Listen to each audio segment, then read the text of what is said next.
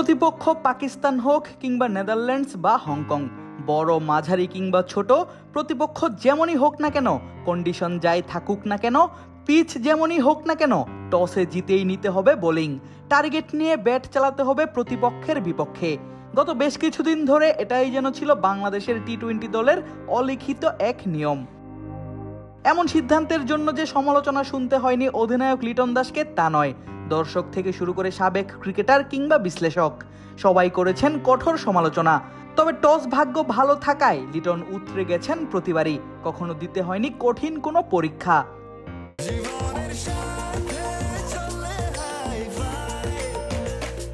স্বাস্থ্যকর all time honeycomb, সব সময় অল টাইম হেলদি লাইফ।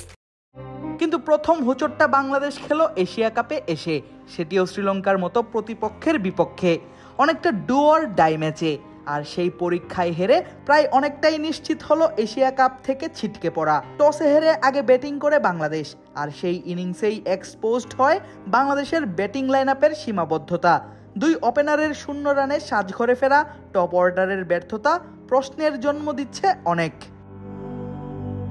অবশ্য ব্যাটিং লাইন আপের এমন কোলাপসের কারণ খোঁজার চেষ্টা করেছেন শ্রীলঙ্কান সাবেক পেসার পারভেজ মাহরুফ। জানিয়েছেন, বাংলাদেশ যখন রান তাড়া করে ব্যাটিং করে তখন তারা কিছুটা কমফোর্টেবল থাকে, না হলে চাপে পড়ে যায়।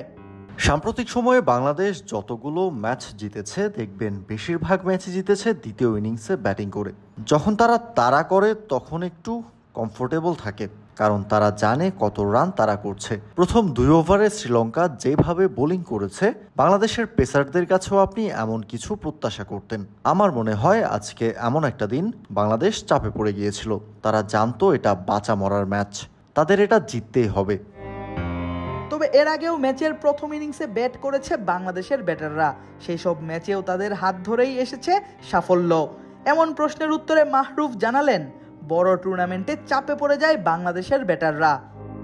দ্বিপাক্ষিক সিরিজে তারা কিছু ম্যাচ জেতে, যখন এশিয়া কাপ, চ্যাম্পিয়ন্স ট্রফি কিংবা বিশ্বকাপের মতো টুর্নামেন্ট আসে তখন তারা ভালো করতে পারে না।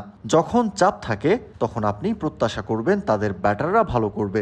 কাভার করার কারণে আমি বাংলাদেশের অনেক খেলা দেখেছি, যখন চাপের মুখে পড়ে তখন সেটা সামলাতে পারে না। আমরা জানি এটা নকআউট গ্রুপ, একটা ভালো দল বাদ পড়বে। এশিয়া কাপের পর বেশ কিছু দ্বিপাক্ষিক সিরিজ খেলবে বাংলাদেশ, তারপরে আগামী বছর টি-20 বিশ্বকাপ। বড় টুর্নামেন্টে ভালো করতে হলে কাজ করতে হবে ব্যাটারদের মাইন্ডসেট নিয়ে। সাবেক লঙ্কান ক্রিকেটারের পরামর্শ এমনটাই। আদিব আশরাফ, ক্রিক ফ্রেন্জি।